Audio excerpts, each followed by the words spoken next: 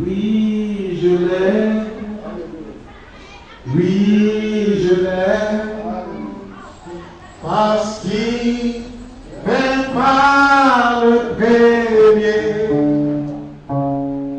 Il a donné sa vie pour moi.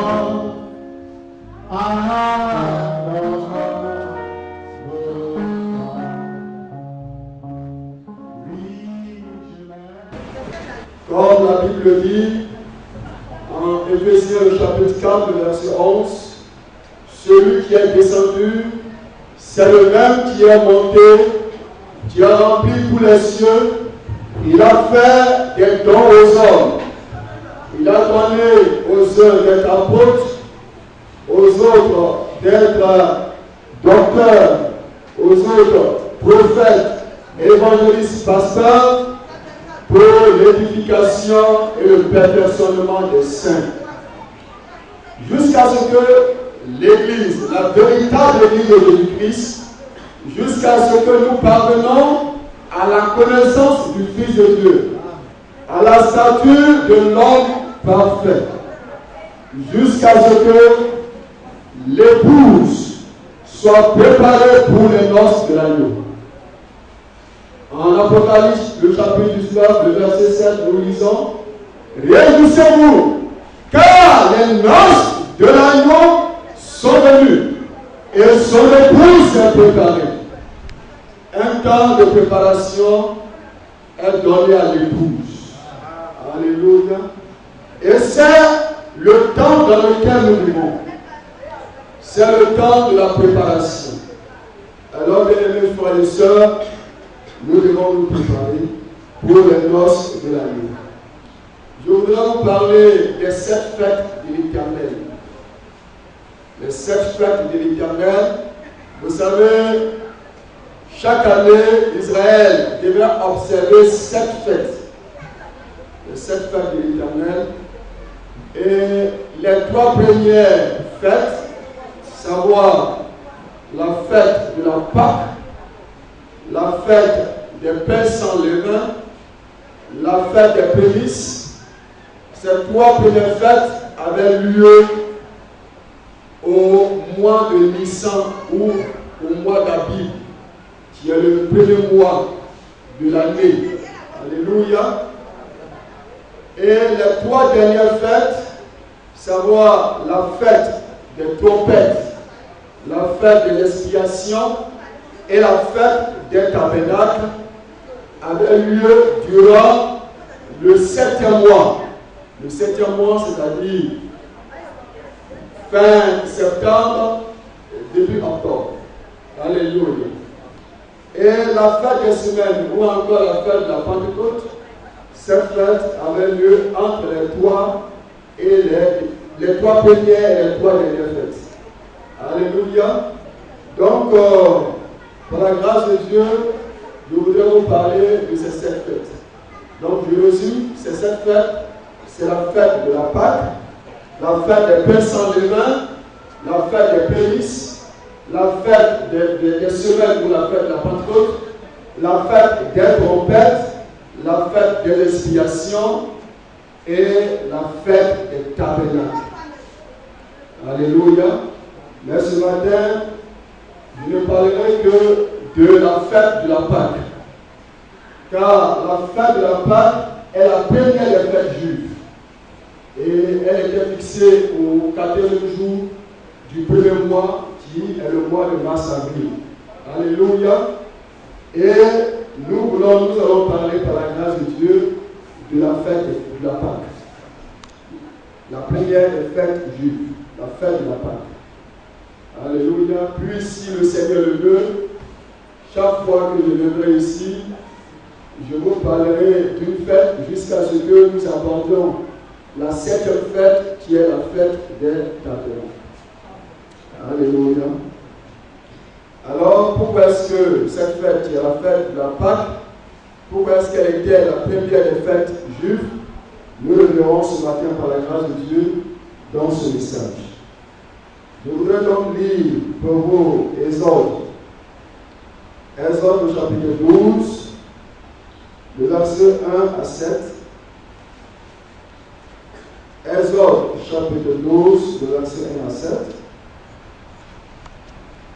L'Éternel dit à Moïse et à Aaron dans le pays d'Égypte: ce mois-ci sera pour vous le premier des mois, il sera pour vous le premier des mois de l'année. Parlez à toute l'assemblée d'Israël et dites: le 10e jour de ce mois, on prendra un agneau pour chaque famille, un agneau pour chaque maison. Si la maison est trop peu nombreuse pour un agneau, on le prendra avec son plus proche voisin, selon le nombre des personnes. Vous compterez pour ce agneau d'après ce que chacun peut manger. Ce sera un agneau sans défaut, mâle, âgé d'un an. Vous pouvez prendre un agneau ou un chevreau. Vous le garderez jusqu'au 14e jour de ce mois. Et toute l'assemblée d'Israël l'immolera entre les deux soirs. On prendra de son sang et on en mettra sur les deux poteaux et sur le linteau de la porte des maisons où on le mangera. Alléluia. Maintenant le verset 23 du même chapitre. Quand l'Éternel passera pour frapper l'Égypte et verra le sang sur le linteau et sur les deux poteaux, l'Éternel passera par-dessus la porte. Et il ne permettra pas aux destructeurs d'entrer dans vos maisons pour frapper. Le verset 29. Au milieu de la nuit, l'Éternel frappa tous les premiers-nés dans le pays d'Égypte. Depuis le premier-né de Pharaon assis sur son trône, jusqu'au premier-né du captif dans sa prison, et jusqu'à tous les premiers-nés des animaux. Que Dieu bénisse sa parole. La fête de la Pâque. Israël était en Égypte. Ils étaient en Égypte depuis le temps de Joseph le frère. Et Joseph, vous le savez, était un homme de bien.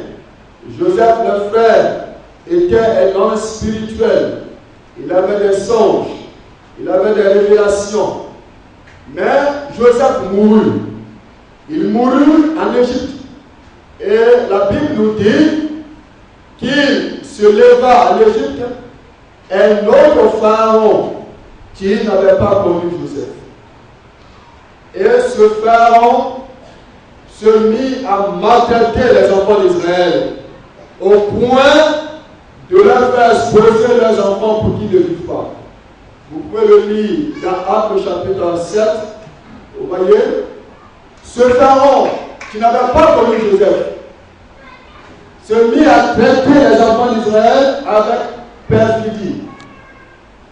La Bible dit qu'il usa d'artifice, c'est-à-dire qu'il était plein de ruse.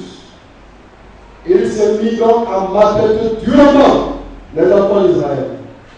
Bien aimés frères et sœurs, en proie à la servitude et dans la souffrance, les enfants d'Israël se souvinrent du Dieu de leur père, Abraham, Isaac et Jacob, et de la promesse de posséder une terre qui est le pays du Canaan. Donc, dans la souffrance, les enfants d'Israël se souviennent du Dieu de leur père et de la promesse de posséder une terre qui est le pays du Canaan. Vous savez, Canaan est pour les enfants d'Israël le pays de la promesse. Alléluia. Il cria donc au Seigneur, qui leur envoya un homme, Moïse. Et ce Moïse avait rencontré Dieu avant de se rendre en Égypte. Moïse avait d'abord rencontré le Seigneur. Et bien aimés frères, vous qui désirez servir le Seigneur, qui désirez devenir diacre, chante, qui désirez un jour prêcher l'évangile, vous devez prendre garde et comprendre ceci, que avant de se rendre en Égypte, Moïse avait d'abord rencontré le Seigneur. Et à l'issue de cette rencontre, Moïse fut totalement transformé. Sa vie fut complètement changée. Alléluia. Et c'est ainsi que vous devez pouvoir faire votre expérience avec le Seigneur. Vous devez pouvoir expérimenter la conversion à Dieu, à Dieu. la nouvelle naissance. Moïse, vous voyez, a expérimenté ces choses avant de se rendre en Égypte, se présenter devant les enfants d'Israël. Alléluia. Et en Égypte, vous savez, si le Seigneur le veut, dans les prochains jours, nous parlerons de l'histoire de Moïse, de l'histoire de sa vie, de son ministère. En Égypte, le Seigneur Dieu dit à Moïse, parle aux enfants d'Israël et dis-leur, ce mois-ci sera pour vous le premier des mois. Bien-aimés, la parole de Dieu est donnée à Moïse, car Moïse était un prophète. Alléluia. Bien-aimés, la parole de Dieu, elle vient toujours au prophète. Et je voudrais vous lire Jérémie. Nous allons le lire, bien-aimés frères. Jérémie, le chapitre 25, le verset 4. Jérémie, chapitre 25, le verset 4, je vous lis la parole. Il est écrit ici, l'Éternel vous a envoyé tous ses serviteurs, les prophètes. Il les a envoyés dès le matin. Et vous n'avez pas écouté, et vous n'avez pas prêté l'oreille pour écouter. Dieu envoie sa parole par l'intermédiaire de son prophète. Il dit, l'Éternel vous a envoyé tous ses serviteurs, les prophètes, il les a envoyés dès le matin, c'est-à-dire au temps favorable. Alléluia. Dieu, dans chaque âge, a envoyé son prophète ou son messager.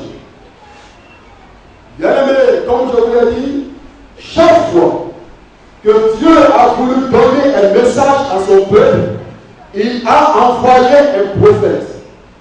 Il y a eu un Noé, frère. Il y a eu un Abraham, un Moïse, un Samuel, un Ésaïe à qui la parole de Dieu venait. Et le prophète Jérémie pouvait dire aux enfants d'Israël, l'Éternel m'a véritablement envoyé vers vous. Il était un homme envoyé de Dieu. Alléluia. Et Dieu envoie sa parole à son peuple par l'intermédiaire de ses prophètes. En Égypte, la parole de Dieu est venue à Moïse, qui était un prophète de l'Éternel.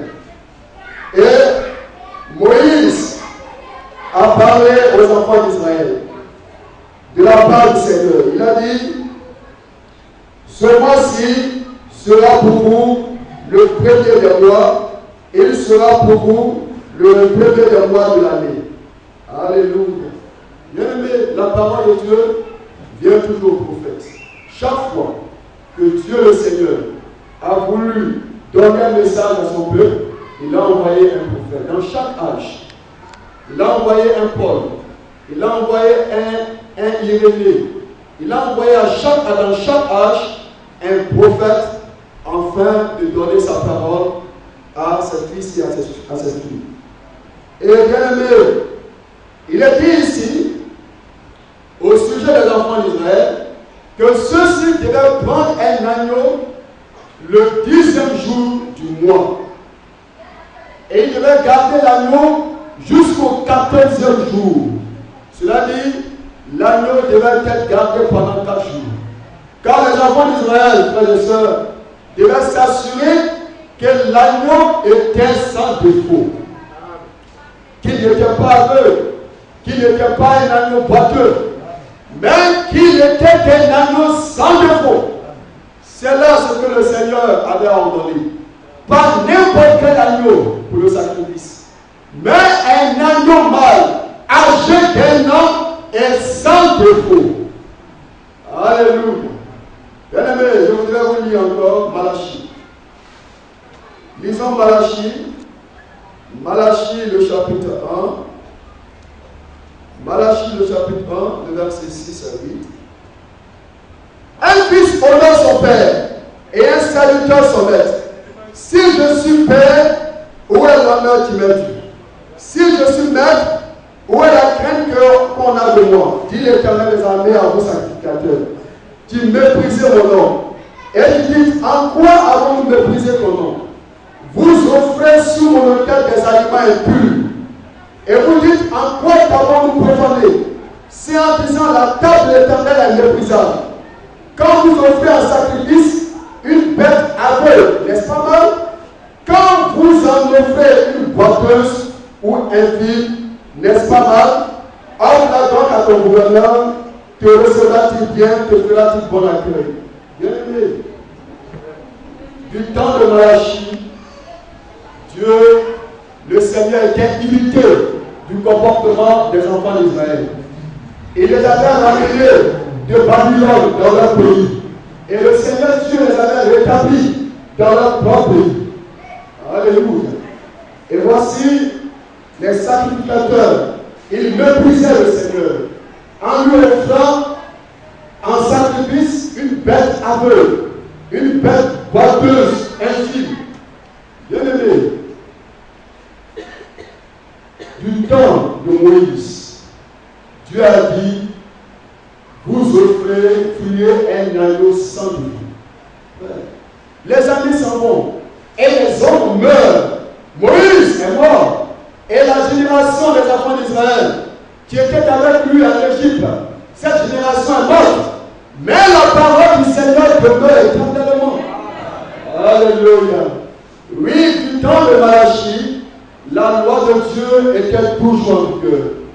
Nous voyons dans ce passage que ce ne sont pas tous ceux qui disent au Seigneur, maître, maître, qui seront sauvés. Ici, les sacrificateurs, ils appelaient Dieu le maître. Ils appelaient Dieu le Père. Alléluia. Et pourtant, ils l'irritaient par leur comportement.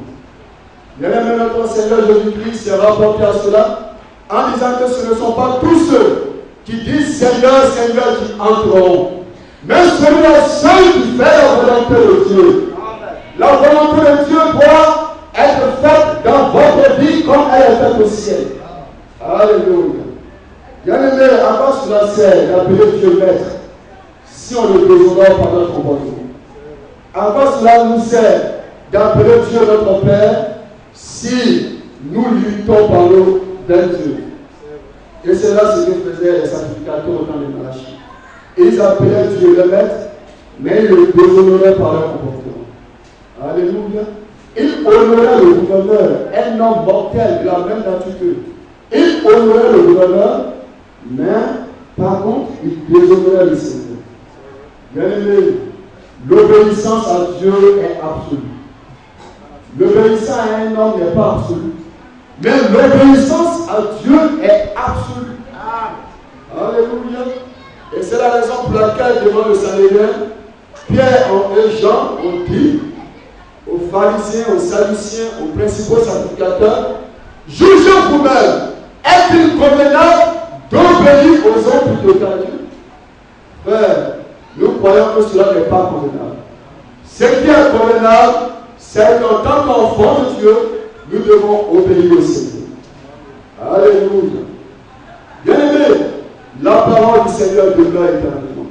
Et c'est la même chose avec l'évangile, tel qu'il est sorti de la bouche de notre Seigneur Jésus-Christ et de ses apôtres. Cet évangile demeure éternellement. Il a fait que les apôtres sont morts, frère. Pierre est mort. Paul, après avoir achevé sa course, après avoir prêché l'évangile, il est mort. Mais frère, l'évangile du Seigneur demeure éternellement. Les éléments de la doctrine de Christ, comme la justification par la foi, la sanctification, le baptême d'eau, le baptême du Saint-Esprit, ces éléments de la doctrine de Christ demeurent éternellement pour la véritable Église. Ces éléments-là demeurent toujours en vigueur. Alléluia. Bien-aimé, c'est vrai, du temps de Moïse, l'agneau devait être sans défaut. L'agneau devait être éprouvé, mis à l'épreuve. Les enfants d'Israël devaient s'assurer d'abord que l'agneau était sans défaut. Alléluia. Et après avoir immolé l'agneau, il mit son sang sur le linteau et sur les deux poteaux de la porte de leur maison. Bien-aimé, c'était là ce que le Seigneur avait ordonné. Alléluia. L'agneau fut immolé et les enfants d'Israël prirent de son sang, ils le mirent sur le linteau et sur les deux poteaux de la porte de la maison. Remarquez une chose, frère, que le sang de l'agneau ne devait pas être mis sur le seuil de la porte. Car le sang de l'agneau ne devait pas être foulé au pied. Alléluia.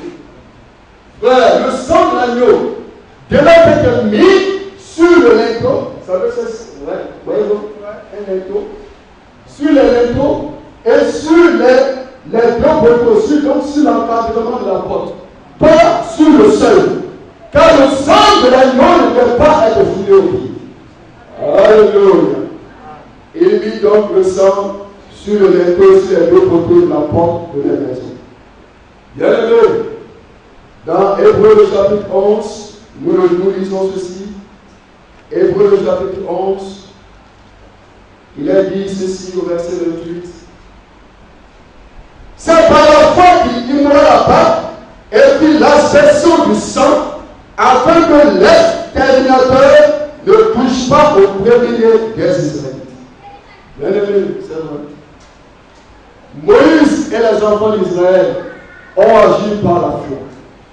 Bien aimé, ils ont immolé l'agneau et ils ont mis son sang sur le linteau et sur les deux poteaux de la porte de la maison. Ceci était un acte de foi. Alléluia. C'est par la foi, nous dit la parole de Dieu. C'est par la foi que Moïse et les enfants d'Israël ont immolé l'agneau et ont mis son sang sur le linteau et sur les deux poteaux de la porte de la maison. Qu'est-ce que la foi, frère? La Bible nous dit que la foi est une ferme espérance des choses qu'on espère. Une ferme assurance des choses qu'on espère et une démonstration de celles qu'on ne voit pas. Ouais. Ils avaient entendu parler de la colère de Dieu. Avant même que le Seigneur ne passe pour frapper l'Égypte, l'agneau fut immolé et les Israélites prirent de son sang, ils ont mis sur le linteau et sur les poteaux de la porte de la maison. Alléluia. Avant même, frère, que l'Éternel ne passe pour frapper l'Égypte, avant la colère de Dieu, alléluia, les Israélites se mirent sur le sang de l'agneau. Bien-aimé, tout en espérant que ce sang leur servirait de signe et que le Seigneur ne permettrait pas aux destructeurs d'entrer dans leur maison pour les frapper. Alléluia. Ainsi donc, c'était un acte de foi, frère. Un acte de foi. Parce qu'ils croyaient à la parole de Dieu. C'est cela la foi, frère. Notre foi repose sur les Écritures. Nous croyons comme le dit les Écritures. Et ces enfants d'Israël croyaient à la parole de Dieu. Ceci était un acte de foi. Alléluia. Alors il immolait l'agneau et il mit de son sang sur les linteaux et sur les deux côtés de la porte de la maison. Et la Bible nous dit, dans Exode chapitre 12, au verset 29, au milieu de la nuit, l'Éternel frappa tous les premiers-nés dans le pays d'Égypte, depuis le premier-né de Pharaon assis sur son trône, jusqu'au premier-né du captif dans sa prison, et jusqu'à tous les premiers-nés des animaux. Remarquez, frère, que la mort était le dernier jugement en Égypte. Auparavant, le Seigneur avait envoyé les grenouilles, il avait envoyé les ténèbres en Égypte, il avait changé leur ensemble. Mais la mort des premiers-nés, la mort fut le dernier jugement en Égypte. Et avant ce jugement, les enfants d'Israël devaient se placer sous le sang de l'agneau. Alléluia. Même cette même nuit, l'Éternel est passé et il a frappé tous les premiers-nés de l'Égypte. Mais pourquoi est-ce que le Seigneur n'a-t-il pas frappé les premiers-nés des enfants d'Israël? Parce que ceux-ci s'étaient placés sous le sang de l'agneau. Alléluia. Et le sang de l'agneau, dans ce sang, il y avait la vie de l'agneau. Et l'agneau fut immolé. Et la vie de l'agneau fut ôtée. Alléluia. L'agneau est mort à la place des premiers-nés des enfants d'Israël. Alléluia. L'agneau a racheté la vie des premiers-nés des enfants d'Israël. Bien aimé, le mot rachat veut dire tout simplement délivrer en payant un prix. Alléluia. Et le prix a été payé. Et ce prix, c'était quoi? C'était le sang de l'agneau. Alléluia. Et par ce sang, les premiers-nés des enfants d'Israël furent rachetés. Alléluia. Bien-aimés, nous pouvons lire dans Ésaïe, lisons Ésaïe le chapitre 47, le verset 14. Ésaïe 47, le verset 14, je lis rapidement. Il est écrit, voici, Ésaïe le chapitre 47, le verset 14. Notre Rédempteur, c'est celui qui s'appelle l'Éternel des armées, le Saint d'Israël. Bien-aimé, dans ce passage, il a dit que l'Éternel est le Rédempteur d'Israël. Et encore, dans Ésaïe le chapitre 49, le verset 26, je ferai manger à tes oppresseurs la propre chair. Ils s'énumereront de leur sang comme du mou. Et toute chair saura que je suis l'Éternel, ton sauveur, ton Rédempteur, le puissant de Jacob. Bien-aimé, l'Éternel est le Dieu, est le Rédempteur d'Israël. Et en Égypte, pourquoi est-ce que l'Éternel a-t-il racheté les enfants d'Israël? Par le sang de l'agneau. Bien-aimé, c'est par le sang de l'agneau que Dieu en Égypte a racheté la vie des enfants d'Israël. Par le sang de l'agneau. Dieu est le Rédempteur d'Israël. Et par le sang de l'agneau, Dieu le Seigneur a racheté la vie des enfants d'Israël. Alléluia. Ceux-ci furent rachetés par le sang de l'agneau. L'agneau mourut et par son sang, les enfants d'Israël furent rachetés. Alléluia. Et après avoir été rachetés, ils furent appelés à sortir hors d'Égypte.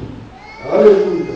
Quand vous lisez Osée le chapitre 11, le verset 1, Dieu dit, j'ai appelé mon fils hors d'Égypte. Bien-aimé, Israël est appelé ici fils de Dieu. Israël est le fils de Dieu. Alléluia. Mais Jésus-Christ est son seul fils engendré. Alléluia. Et Dieu appelait Israël son fils hors de l'Égypte. Et comment est-ce que Dieu a-t-il appelé Israël hors de l'Égypte? Par le message de Moïse. Par le message de Moïse, Israël fut appelé à sortir de l'Égypte. Par le message du messager, Moïse, Israël fut appelé hors de l'Égypte. Tous ceux qui crurent au message de Moïse sortirent du pays de l'Égypte. Alléluia. Après avoir été rachetés par le sang de l'agneau, les enfants d'Israël, il n'était plus nécessaire pour eux de rester en Égypte. Non. Après avoir été rachetés par le sang de l'agneau, ils sortirent, ils furent appelés à sortir de l'Égypte. Et ainsi ils sortirent de l'Égypte sous la conduite de Moïse. Non seulement ils devaient sortir de l'Égypte, mais l'Égypte devait sortir d'eux. Alléluia. Ils ne devaient pas seulement sortir de l'Égypte, mais l'Égypte aussi devait sortir de leur cœur. Alléluia. Après avoir été rachetés, les enfants d'Israël furent appelés par le message de Moïse à sortir du pays de l'Égypte. Alléluia. Il n'était plus nécessaire pour eux. Dieu le Seigneur lui-même avait mis fin à leur servitude. Vous savez qu'en Égypte, ils étaient dans la servitude. Et le Seigneur lui-même s'est chargé de mettre fin à leur servitude. En quoi faisant? En leur rachetant par le sang de l'agneau. Alléluia. En les rachetant par le sang de l'agneau, le Seigneur a mis fin à leur servitude. Ils n'étaient plus des esclaves de Pharaon. Alléluia. Ils étaient maintenant le peuple de Dieu. Ils furent rachetés par le sang de l'agneau. Oh, un frère pourrait dire, mais en quoi tout cela nous regarde-t-il? Bien aimé, la Bible nous dit, et je voudrais vous le lire dans Colossiens, le chapitre 2, le verset 17. Un frère dirait-il, mais en quoi tout cela regarde-t-elle l'Église?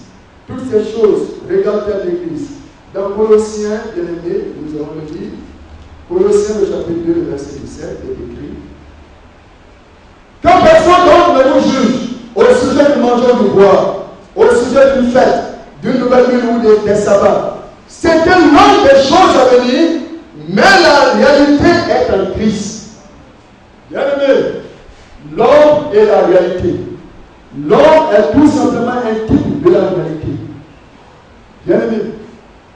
Et la fête, la Pâque, elle était l'homme des choses à venir.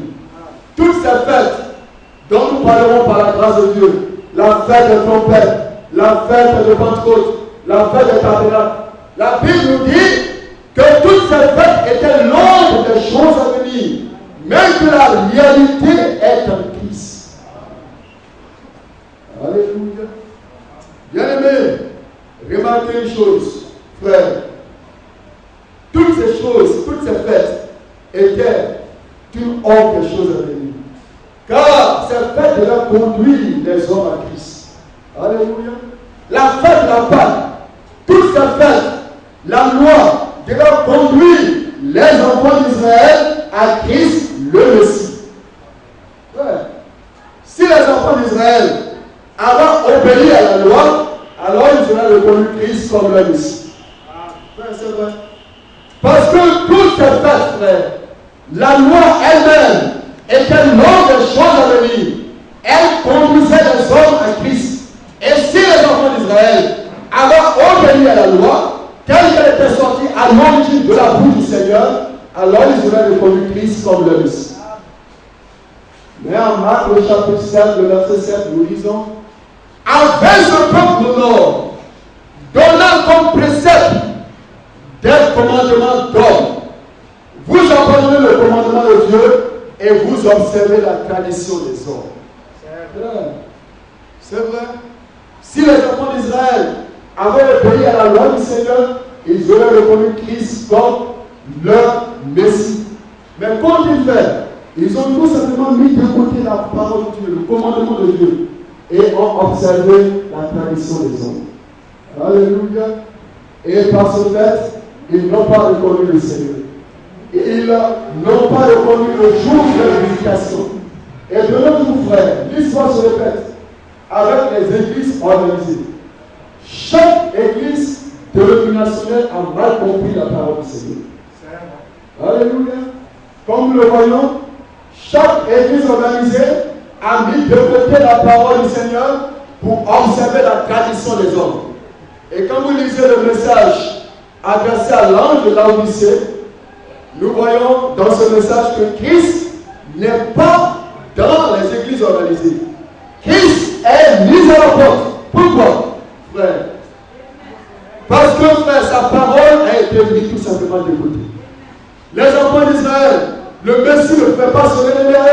Comment est-ce que le Messie aurait-il lui pu se révéler aux enfants d'Israël alors qu'ils avaient mis de côté la parole de Dieu qui donne la vie pour observer la tradition des hommes? Frère, comment pouvons-nous nous faire appeler enfants de Dieu alors que nous mettons de côté la parole du Seigneur qui donne la vie? Alléluia. Comment est-ce que les hommes peuvent-ils connaître? Pourront-ils parvenir à la connaissance du Fils de Dieu s'ils mettent de côté sa parole? Nous croyons que Christ se révèle dans sa propre parole. Notre Seigneur est dans sa parole. Et c'est dans sa parole aussi qu'il se révèle à ses enfants. Alléluia. Ainsi donc, si un homme met de côté la parole, comment est-ce qu'il pourra-t-il avoir la révélation de Dieu? Alléluia. Frère, si les Juifs avaient obéi à la loi du Seigneur, ils auraient reconnu Christ. Mais ils ont introduit dans la loi des traditions d'hommes. Et c'est la même chose avec les églises organisées. Celles-ci ont introduit la parole du Seigneur. Vous voyez des traditions d'hommes. Alléluia. Bien aimé, si toutes ces églises avaient obéi au message tel qu'il était sorti de la bouche de notre Seigneur Jésus-Christ et de ses apôtres, il n'aurait plus les baptistes. Non, toutes ces églises-là, tous ces hommes-là seraient, vous voyez, formeraient l'épouse de Jésus-Christ. Il ne devrait plus avoir ces barrières. Est-ce que tu es chrétien? Je suis baptiste. Est-ce que tu es chrétien? Je suis pentecôtiste. Bien aimé, sachez-le, toutes ces choses n'ont pas de sens. Cela n'a pas de valeur devant notre Dieu. Es-tu chrétien? Je suis baptiste. Cela est un non-sens, frère. Toutes ces barrières n'ont pas de sens devant le Seigneur. Et cela est la conséquence de l'incrédulité des hommes. Si les hommes avaient reçu l'évangile tel qu'il était sorti de la bouche de notre Seigneur Jésus-Christ et de ses apôtres, on n'aurait plus tous ces barrières. Non, non, non, non. Bien-aimés, nous serons un seul et même peuple. Et nous formerons tous le corps de Jésus-Christ. Alléluia. Mes frères, et ces églises ont introduit des traditions d'homme. La loi était l'ordre des choses à venir. Nous a dit l'apôtre Paul. Donc la Pâque était l'ordre de ce qui devait venir plus tard. C'est comme la lune et le soleil. La lune réfléchit à la lumière du soleil. Et la lune, elle est nécessaire qu'à l'absence du soleil, n'est-ce pas vrai? Mais dès que le soleil commence à briller, nous n'avons plus du tout besoin de la lune. La gloire du soleil est supérieure à celle de la lune. La lumière du soleil, considérez la lumière du soleil, est comparable à celle de la lune. La lumière du soleil, elle brille beaucoup plus que celle de la lune. Et ainsi, l'épouse, l'église, les chrétiens ont reçu beaucoup de connaissances que n'a reçu Israël. Parce que l'église a accepté Christ comme son Seigneur et son Sauveur. L'église a accepté Christ, le donateur parfait, celui qui donne gratuitement sans faire de reproche. Alléluia. L'église a reçu beaucoup de connaissances. L'église a reçu beaucoup de révélations plus qu'on a reçu Israël. Des choses cachées depuis la création du monde ont été révélées à l'épouse de Jésus-Christ. Alléluia. Oui, frère, l'épouse a beaucoup reçu du Seigneur. Elle a reçu beaucoup plus de dons que n'a reçu Israël. Parce qu'Israël n'a pas reçu le Messie. L'Église, elle, a reçu Jésus-Christ comme son Seigneur et son Sauveur. Alléluia. Et c'est la raison pour laquelle elle a reçu beaucoup de connaissances que n'a reçu les enfants d'Israël. Alléluia. La lumière, selon la lune, elle est nécessaire qu'à l'absence du soleil. Oui, cette fête-là était nécessaire. Et chaque année, les enfants d'Israël devaient observer ces fêtes. Cela était nécessaire, bien aimé. Parce que cela devait les conduire à Christ, le Messie. Cela devait conduire les hommes, les enfants d'Israël, à Christ, le Messie. C'est pourquoi cela était nécessaire. Et les enfants d'Israël devaient l'accomplir sans faute. Cela était nécessaire pour leur salut. Frère, même maintenant, frère, nous n'avons plus du tout besoin de la lune. Parce que dans Luc, le chapitre 1, le verset 78, nous lisons du cantique de Zacharie, le père de Jean-Baptiste. Il a dit ceci dans son cantique: grâce aux entrailles de la miséricorde de notre Dieu. Alléluia. Grâce aux entrailles de la miséricorde de notre Dieu, en vertu de laquelle le soleil levant nous a visités d'en haut pour éclairer tous ceux qui sont assis dans les ténèbres et dans l'ombre de la mort, pour diriger notre pas dans le chemin de la paix. Alléluia. Bien-aimé, Christ est notre soleil.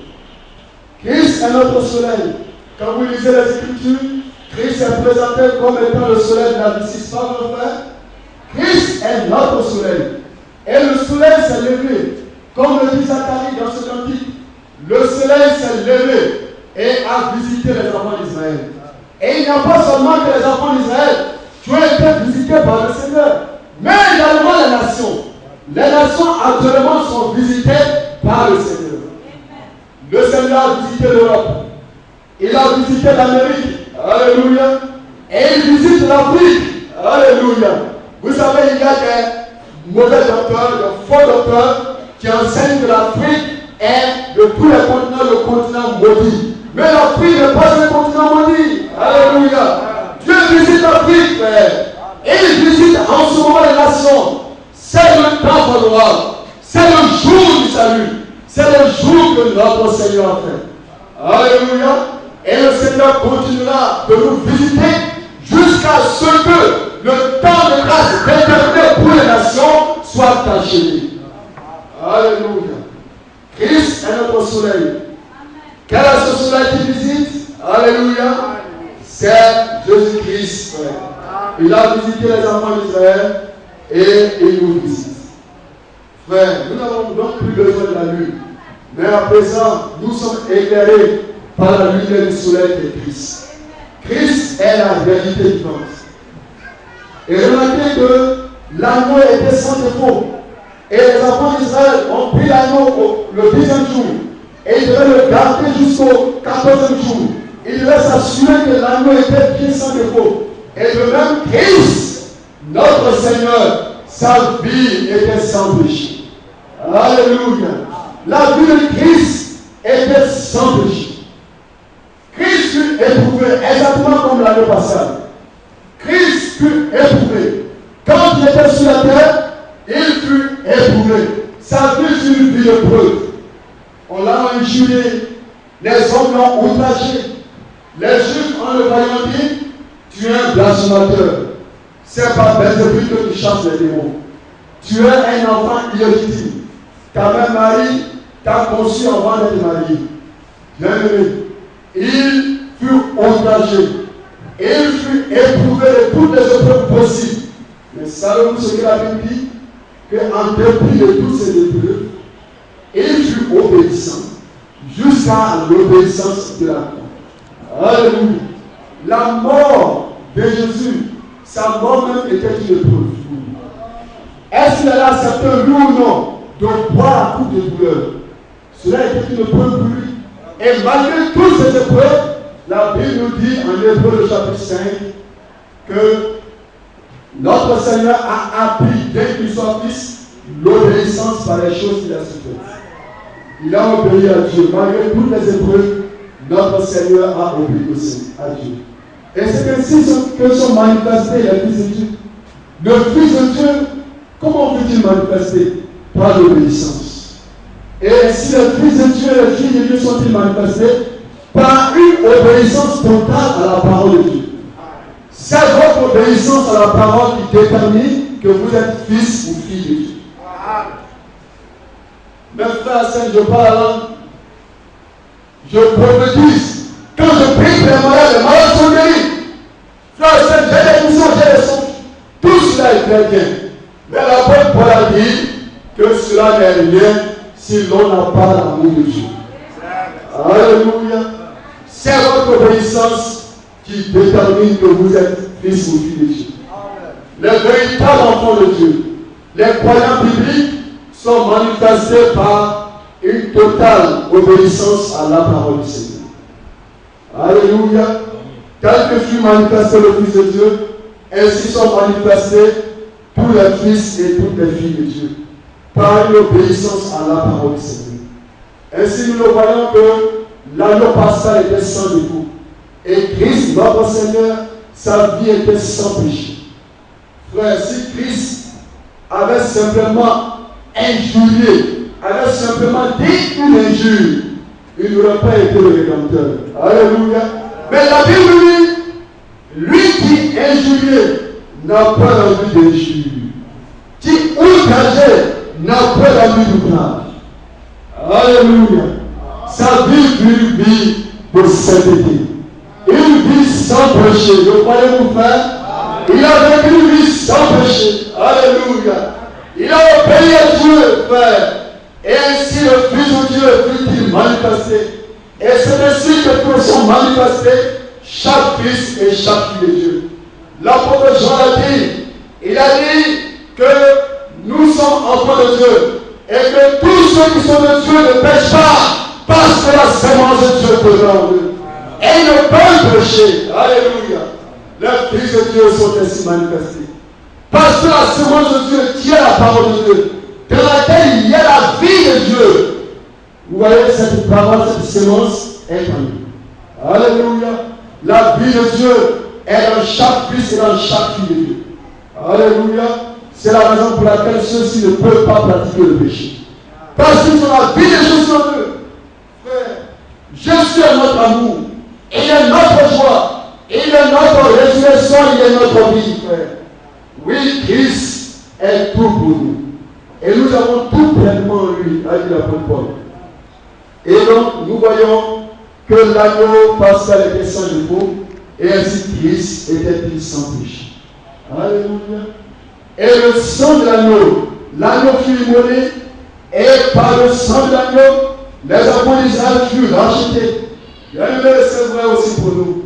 Nous avons été rachetés, non pas par les biens périssables, a dit l'apôtre Pierre, mais par le précieux sang de Jésus-Christ, comme d'un agneau prévenu, immolé dès avant la fondation du monde.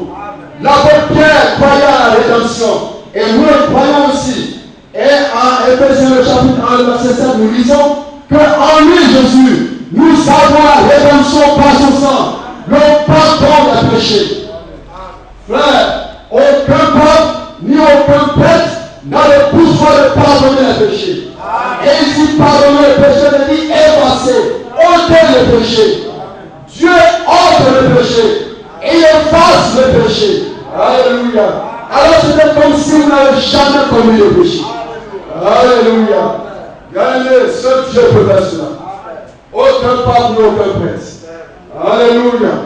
Bien-aimé, en lui, Jésus le bien-aimé, nous avons la rédemption par son sang. Le pardon des péchés. Bien-aimé, voyez la religion. Les époux, et l'Inde est le pays de l'Église. Les époux enseignent la réincarnation. Alors pour eux, les hommes doivent mourir et revenir sur une autre forme, et ainsi ils obtiendront le salut. Et les bouddhistes, ils enseignent le salut par la psychologie. Et les adeptes du confucianisme, ils enseignent le salut par la morale. Mais comment est-ce qu'un homme peut dire au pays alors qu'il n'a pas été racheté? Bien aimé, les adeptes de Confucius, ils enseignent le salut par la morale. Et quant à l'islam dit aux hommes, croyez en Allah, le miséricordieux, et en son prophète Mohammed, et vous serez sauvés. Mais bien aimé, quand Dieu voulait racheter Israël, par quoi est-ce que Dieu a voulu racheter Israël? Par le sang de l'agneau. Et comment est-ce qu'il rachète l'Église? Par le sang de l'agneau. Dieu ne change pas, frère. Il ne change pas sa manière de faire. C'est ainsi que nous comprenons que Dieu ne s'est pas révélé dans une religion, mais Dieu s'est personnellement révélé en Christ. La Bible nous dit que Dieu est en Christ, réconcilier le monde avec lui-même. Alléluia. Bien-aimé, Dieu ne s'est pas révélé dans une religion, mais Dieu s'est révélé en Jésus-Christ notre Seigneur. L'agneau était son époux, frère. Bien-aimé, Dieu est le rédempteur d'Israël. Et dans le Nouveau Testament, il a dit de Jésus-Christ qu'il est notre rédempteur. Alléluia. Le jour de l'Ancien Testament est le Jésus-Christ du Nouveau Testament. Bien-aimé, dans l'Ancien Testament, il a dit de l'Éternel qu'il est Seigneur. Et dans le Nouveau Testament, c'est Jésus-Christ qui est notre Seigneur. Alléluia. Il n'y a pas de Seigneur. Il n'y a qu'un seul Seigneur. Et c'est notre Seigneur Jésus-Christ. Père n'est pas un nom. Alléluia. Fils n'est pas un nom. Saint-Esprit n'est pas un nom. Ce sont les vies dans lesquelles notre Dieu s'est pleinement révélé. Mais quel est le nom du Seigneur? C'est le Seigneur Jésus-Christ. Alléluia. C'est là le nom de notre Dieu. Le Seigneur Jésus-Christ. Et comme l'a dit l'apôtre Pierre dans son message, ce nom est au-dessus de tout. Alléluia. Parce que c'est le nom de notre Seigneur. C'est dans ce nom qu'il s'est révélé à son Église. Alléluia. Bien-aimé, c'est ainsi. Et vous voyez le sang de l'agneau fut mis, vous voyez sur le linteau des portes. C'était un signe, frère. Et quand la colère de Dieu est venue, vous voyez, l'Éternel est passé par-dessus à cause du sang. Il a vu le sang et il a passé par-dessus. Alléluia. Bien-aimé, c'est vrai. Ainsi, vous devez croire au sang de Jésus. Vous devez croire, vous voyez que Jésus-Christ est mort pour vos péchés. Qu'il est ressuscité pour votre justification. Alléluia. Vous devez le croire sans doute et l'accepter dans votre cœur. Vous devez croire que quiconque croit en Jésus obtient le pardon de ses péchés.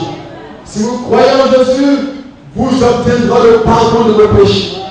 Le Seigneur, le sang de l'agneau, effacera complètement tous vos péchés. Et tous vos péchés seront jetés dans la mer de l'oubli. Alléluia. Frère, c'est ainsi, frère. Alors le sang de l'agneau a racheté les enfants d'Israël. Et nous sommes rachetés par le sang précieux de Jésus-Christ. Bien aimé, ça, c'est ainsi. Vous voyez, Christ est notre agneau. Alléluia. Et Dieu lui-même, comme on l'a vu, a mis fin à la servitude des enfants d'Israël. Il n'était plus, dès lors qu'ils furent rachetés par le sang de l'agneau, il n'était plus les esclaves. Non, non, non. Il ne devait plus travailler pour Pharaon. Non, non, non. Ça, c'était passé. Il n'avait plus le droit de travailler pour Pharaon. Parce qu'ils ont été rachetés par le sang de l'agneau. Et il appelé en Égypte par le message du messager. Alléluia. Bien-aimé, c'est ainsi, frère. Il y a longtemps que vous souffrez peut-être une maladie incurable. Vous voyez, vous avez été peut-être vendu à des sauts, à des rites et autres, je n'en sais rien. Vous avez été, vous voyez, amputé peut-être.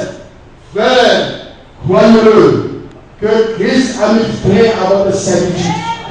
Pas qu'il maintenant, mais il a déjà fait. Alléluia.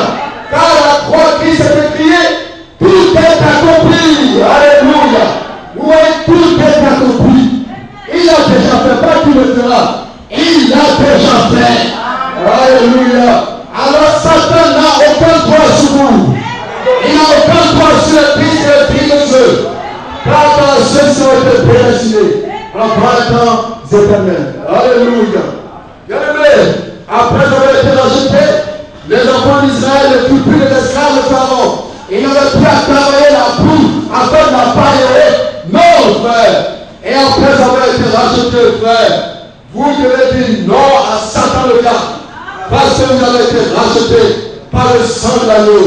Vous n'êtes plus gardés des esclaves du péché, mais vous êtes des enfants de Dieu. Et vous n'avez pas la liberté des enfants de Dieu. Alléluia. Vous n'êtes plus des esclaves. Parce que Christ vous a affranchi du péché de la mort. Vous avez maintenant part à la liberté des enfants de Dieu. Alléluia. C'est là ce que Christ a fait pour chacun de nous. Oh bien-aimé, oh je sens que peut-être avant la fin de la réunion. Alléluia. Vous savez que quand nous prenons la Pâque, quand nous prenons le repas du Seigneur, vous voyez, alors je sors, et je vais quelque part là dans un lieu secret et je me mets à pleurer. En pensant à tout ce que Christ a fait pour nous. Alléluia. Bien-aimé, c'est vrai. En pensant à tout ce que Christ a fait pour nous. Bien-aimé, nous avons été rachetés avec la bonne pierre. Non pas par des terres périssables, mais par le sang précieux.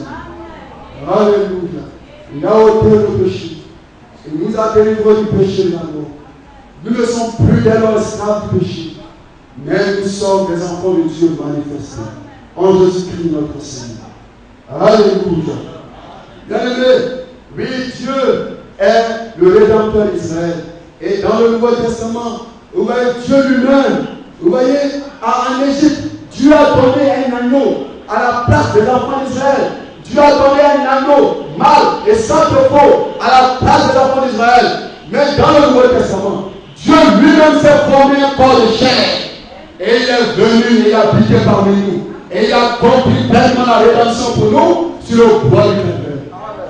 Frère, c'est vrai. Dieu lui-même est venu dans un corps. En Égypte, Dieu a donné un agneau, un animal, à la place des enfants d'Israël. Alléluia. Et c'est l'agneau mourut à la place des enfants d'Israël. Mais dans le Nouveau Testament, Dieu lui-même s'est formé un corps. Il a pris un corps de chair terrestre. Parce que, rappelez-vous, la chute de l'homme dans le péché avait eu lieu dans ce corps de chair terrestre. C'est pourquoi Dieu lui-même devait venir dans ce même corps afin de racheter l'homme. Alléluia. Et nous sommes rachetés par le sang précieux de l'agneau.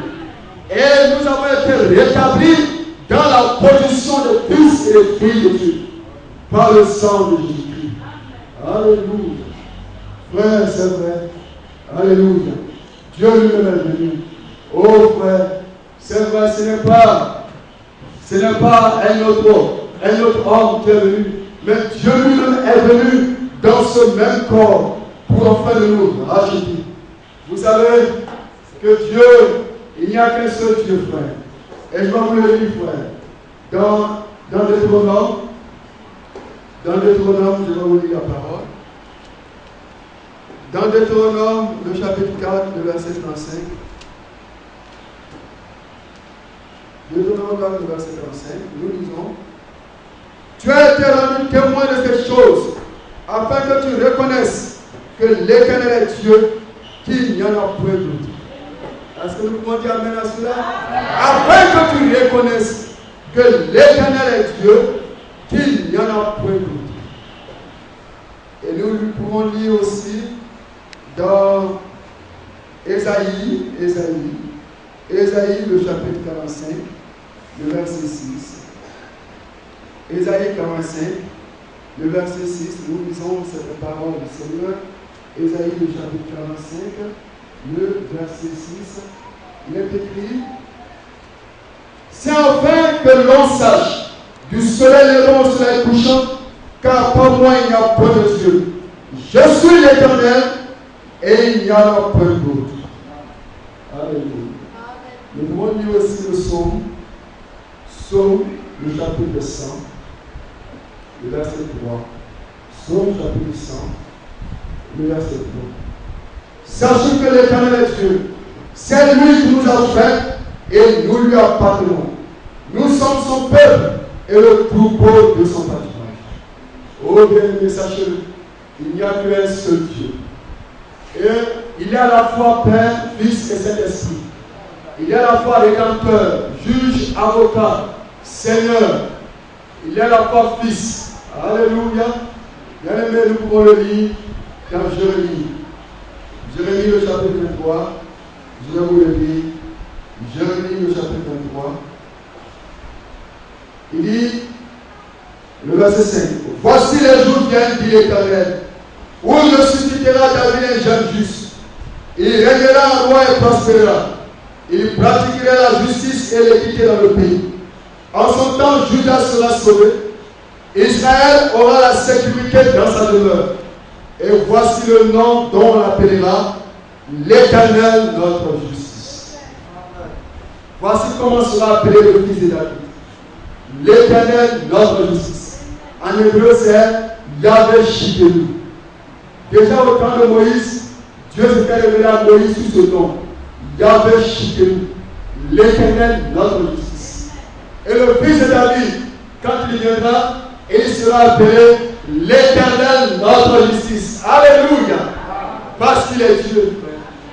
Oui, Dieu est à la fois Père, Fils et Saint-Esprit. Il est à la fois juge, roi, avocat. Vraiment que le Seigneur ne s'est pas révélé comme Fils de Dieu dans l'Ancien Testament. Il ne s'est pas non plus révélé comme Fils de David dans l'Ancien Testament. Tout comme le Seigneur ne s'est pas révélé comme l'agneau de Dieu dans l'Ancien Testament. Non. Pourquoi cela? Pourquoi est-ce que le Seigneur ne s'est-il pas révélé dans l'Ancien Testament comme Fils de Dieu, comme Fils de David, comme Fils de l'homme, c'est-à-dire le prophète infaillible, comme, vous voyez, avocat, ou comme l'agneau de Dieu? Alléluia. Dans Galates, chapitre 4, nous lisons ceci. Galates, chapitre 4, le verset 4, il est écrit. Galates 4, 4. Mais lorsque le temps était accompli, Dieu a envoyé son Fils. Lorsque les temps ont été accomplis. Bien aimé, Dieu dans l'Ancien Testament ne s'est pas révélé comme Fils de David. Le Seigneur ne s'est pas révélé dans l'Ancien Testament comme l'agneau de Dieu. Parce que les temps n'étaient pas encore accomplis. Alléluia. Il est dit, mais lorsque les temps ont été accomplis, alors Dieu a accompli ses promesses. Le temps n'était pas encore accompli, mais lorsque le temps était accompli, alors Dieu s'est manifesté comme il avait annoncé par ses serviteurs et les prophètes. Il s'est manifesté dans le Nouveau Testament comme Fils de Dieu, comme avocat, comme agneau de Dieu, comme souverain sacrificateur, ainsi de suite, ainsi de suite. Alléluia. Oh bien-aimé, c'est vrai. Christ s'est révélé, vous voyez, comme l'agneau de Dieu. Il vous a racheté par son sang précieux. Vous voyez, c'est pourquoi tous ceux qui disent, vous voyez, qui donnent à Marie le titre de rédemptrice. Oh bien-aimé, en Égypte, Comment est-ce que Dieu a pu racheter les enfants d'Israël? Par le sang de l'agneau. Et comment est-ce qu'il rachète l'Église? Par le sang de l'agneau. Le même Dieu. Il ne change pas sa manière de faire. Alléluia. Oh, bien-aimé. Mais pourtant, les gens disent, Marie, elle est la rédemptrice. Elle est la mère de toutes les grâces. Ouais, ça, c'est totalement faux. De même que toutes ces apparitions dites de Marie, à Fatima, à Lourdes, Marie a pleuré ici, elle a pleuré là. Tout cela est complètement anti-biblique. Alléluia. Vous avez remarqué qu'en Égypte, l'agneau, Dieu a donné un agneau mâle, pas une femelle, mais un agneau mâle. Alléluia. Et sans défaut. Alléluia, c'est vrai. Et cela préfigurait la vie de notre Seigneur Jésus-Christ. Il était sans péché. Alléluia. L'Immaculée Conception. Vous voyez cette Immaculée Conception, elle revient à notre Seigneur Jésus-Christ. Parce que lui était conçu sans péché. Et une conception dont Marie n'a pas pu part. C'était un acte surnaturel de Dieu. La Bible dit que le Saint-Esprit viendra sur toi. Et la puissance du Très-Haut couvrira de trouver son nom. Vous voyez, Marie n'a pas pu part à cette conception. Elle n'était qu'une vase de terre dans laquelle fut placée la semence divine. Alléluia. Un acte surnaturel de Dieu. Marie n'a pas eu part à cela. C'était un acte surnaturel de Dieu. Alléluia. Seul notre Seigneur Jésus-Christ fut conçu sans péché. Seul notre Seigneur Jésus-Christ est la source de la grâce. Alléluia. Seul notre Seigneur Jésus-Christ est apparu. Parce qu'il y a à cet égard une promesse des Écritures. Frère, comment est-ce que Marie peut-elle apparaître alors qu'il n'y a pas à cet égard de promesse dans les Écritures? Alléluia. Bien-aimé Seigneur, Marie a pleuré. Marie a pleuré du sang. Oh bien-aimé, tout ça c'est totalement faux. Alléluia. Nous avons été rachetés non pas par le sang d'un ange, non pas par un chérubin. C'est pourquoi les hommes qui vous enseignent le culte des anges, ces hommes-là sont des menteurs. Saint-Michel sauve-nous. Saint-Gabriel, nous n'avons pas été rachetés par le sang de Gabriel. Nous n'avons pas été rachetés par un chérubin. Nous avons été rachetés par l'apôtre Pierre, par le sang de Jésus-Christ. Par le nom préconnu dès avant la fondation du monde. Alléluia. Pas par un chérubin ni par un ange. L'apôtre Paul a dit dans Colossiens le chapitre 2, verset 18, nous lisons que tout homme, toute personne qui sous une apparence d'humilité, par un culte d'ange, alléluia, vous voyez, ne vienne à vous ravir le prix, vous voyez, de votre bouche. Alléluia, frère, c'est vrai. Vous voyez, tout homme qui enseigne le culte des anges, cet homme-là, vous voyez, n'est pas dans la vérité. Frère, nous ne devons pas rendre un culte à Marie ni aux anges, non. Parce que, vous voyez, ni Marie ni les anges, vous voyez, nous nous ont rachetés. Nous avons été rachetés par notre Seigneur Jésus-Christ. Et c'est à lui que nous devons, vous voyez, rendre culte. Alléluia. Bien aimé, pour terminer, lisons-le lisons maintenant Jérémie. Lisons Jérémie.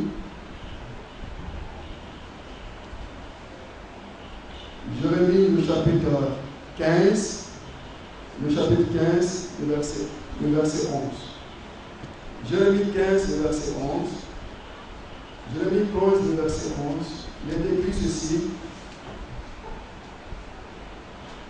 Et l'Éternel dit, Jérémie 15, le verset 11, oui. L'Éternel dit, 7, tu auras un avenir heureux. 7, je forcerai l'ennemi à t'adresser ses supplications. Au temps du malheur, au temps de la détresse. Oh, pardon. Disons plutôt Jérémie Ésaïe 30, verset 2. Ésaïe 30, verset 2. Malheur, dit l'Éternel aux enfants des rebelles, qui prennent des résolutions sans moi, et qui font des alliances sans ma volonté, pour accumuler péché sur péché, qui descendent en Égypte sans me consulter, pour se réfugier sous la protection de Pharaon. Dieu ici était contre le fait que les enfants d'Israël descendent en Égypte. Frère, ils ont été rachetés par le sang de l'agneau. Alors, ils n'avaient plus le droit de descendre en Égypte. Frère, les enfants d'Israël, comme on l'a vu, après avoir été rachetés, furent appelés hors de l'Égypte. Alléluia. Et ici, le Seigneur est contre le fait que ses enfants descendent encore en Égypte. Ils ne devaient plus retourner en Égypte. Pourquoi? Parce qu'ils avaient été rachetés par le sang de l'agneau. Ils ne devaient donc plus descendre en Égypte. Le Seigneur dit, malheur, dit l'Éternel, aux enfants rebelles. Dieu appelle rebelles ceux qui, après avoir été rachetés par le sang de l'agneau, descendent pour faire alliance avec l'Égypte. Dieu était contre cette alliance. Cette alliance des enfants d'Israël, de ses enfants avec l'Égypte, ils ne devaient pas descendre en Égypte parce qu'ils ont été rachetés par le sang de l'agneau. Et c'est la même chose avec les chrétiens. Nous avons été rachetés par le sang de l'agneau. Et vous ne devez donc plus descendre dans le monde. Non, non, non. Vous ne devez plus retourner aux choses du monde, frère. Dans 1 Jean, le chapitre 2, le verset 15, nous lisons ceci. N'aimez point le monde, ni les choses qui sont dans le monde. Alléluia. Vous ne devez donc plus aimer le monde. Alléluia. Aimez les plaisirs du monde. Non. Que Dieu seul soit votre amour. Qu'il soit votre joie. Alléluia. Après avoir été rachetés, les croyants bibliques ne doivent plus descendre en Égypte, c'est-à-dire dans le monde. Non. Alléluia. Nous avons été rachetés par le sang. Nous ne sommes plus esclaves du péché. Vous n'êtes plus esclaves du péché. Alléluia. Par conséquent, frère, vous ne devez plus retourner en Égypte. Alléluia. Frère, c'est pourquoi les enfants d'Israël non seulement devaient sortir de l'Égypte, mais l'Égypte aussi devait sortir d'eux. Nous devons sortir du monde, mais le monde et les choses du monde doivent sortir des croyants bibliques. Alléluia. C'est vrai, comme aussi Dieu appelle les siens à sortir de Babylone, mais aussi il faut que Babylone sorte de nous. Alléluia. Bien-aimés, c'est la vérité. Nous devons sortir de l'Égypte, mais l'Égypte aussi doit sortir de nous. Alléluia. Alors après avoir été racheté par le sang de l'agneau, mon frère, ma soeur, tu n'as plus le droit de retourner en Égypte. Dieu est contre cela. Et il a exprimé ici en disant, malheur dit l'Éternel aux enfants rebelles, qui prennent des résolutions sans moi, et qui font des alliances sans ma volonté. Frère, quelle résolution a-t-il prise? Celle de retourner dans le monde, pour vivre dans le péché, après avoir été affranchi, après avoir été racheté par le sang de l'agneau. Vous ne devez plus descendre dans le monde. Allez. Ne descendez plus en Égypte, frère. Ça, c'est le passé. Alléluia. Nous devons tout simplement nous préparer pour les noces de l'agneau. Après avoir été rachetés, ne retournez plus en Égypte. Alléluia. Est-ce que nous voulons retourner en Égypte? Non, non, non, non, non. Alléluia. Est-ce que nous voulons retourner en Égypte? Non. En Égypte, les enfants d'Israël étaient esclaves. Ils étaient dans la servitude. Leur vie était exposée. Alléluia. Ils travaillaient là pour la paille. Mais ils furent rachetés par le sang de l'agneau et appelés à sortir hors de l'Égypte. Frère, c'est ainsi qu'après nous avoir été rachetés, le Seigneur nous appelle à sortir les choses. Vous ne devez plus retourner en Égypte. Alléluia. La Pâque était la première fête, vous voyez, des enfants d'Israël. Parce que la Pâque, elle met en évidence la rédemption. Alléluia. Parce que s'il n'y avait pas eu de rédemption, il n'y aurait pas aussi de justification. Il n'y aurait pas de sanctification. Il n'y aurait pas eu de baptême du Saint-Esprit. Alléluia. Et c'est la raison pour laquelle la fête de la Pâque était la première fête d'Israël. parce qu'elle mettait en évidence la rédemption. Il fallait premièrement que Dieu vienne nous racheter. Alléluia. Et Dieu est venu dans un corps de chair et il nous a rachetés. Il a pleinement accompli la rédemption. Je voudrais que vous vous levez et nous allons chanter ensemble ce cantique. Oui, je l'aime, parce qu'il m'a aimé. Est-ce qu'il nous a aimés, frère? Alléluia. Dieu nous a aimés et nous avons été rachetés par le sang de l'agneau.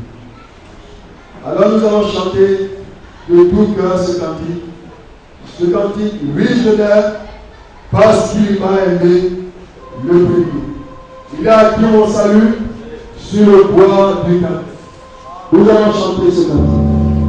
Nous allons le chanter de tout notre cœur. Nous allons le chanter à Dieu. Oui, je l'aime, parce qu'il m'a aimé le premier. Oui, je l'aime. Oui, je l'aime. Parce qu'il m'aime par le premier. Il a donné sa vie pour moi.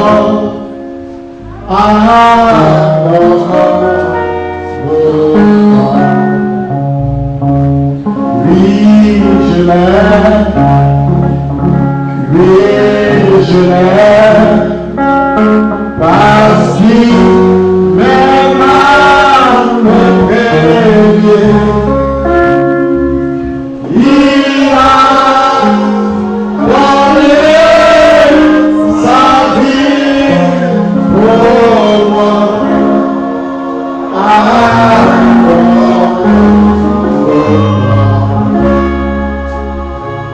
Il a donné sa vie pour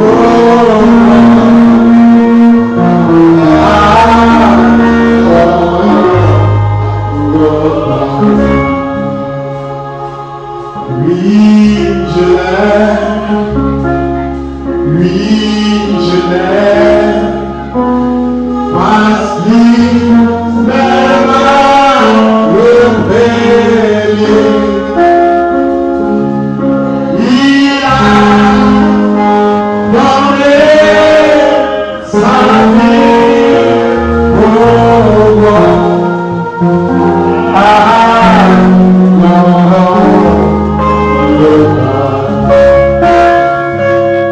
Il a donné sa vie pour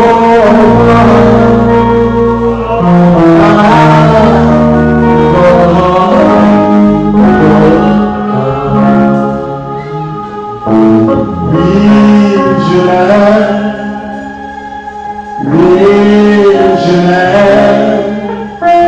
Parce qu'il m'aime le premier. Il a donné son sang pour moi. Il a donné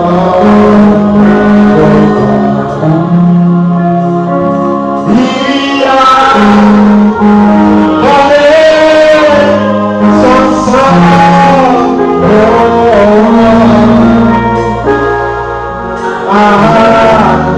moi. Il a exprimé son amour pour moi. Il a exprimé son amour pour moi.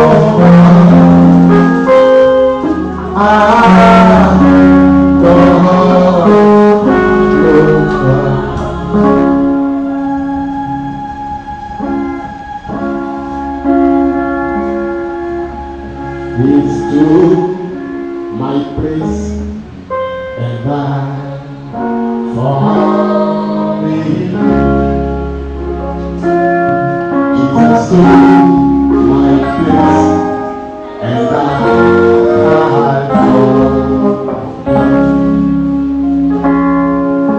It's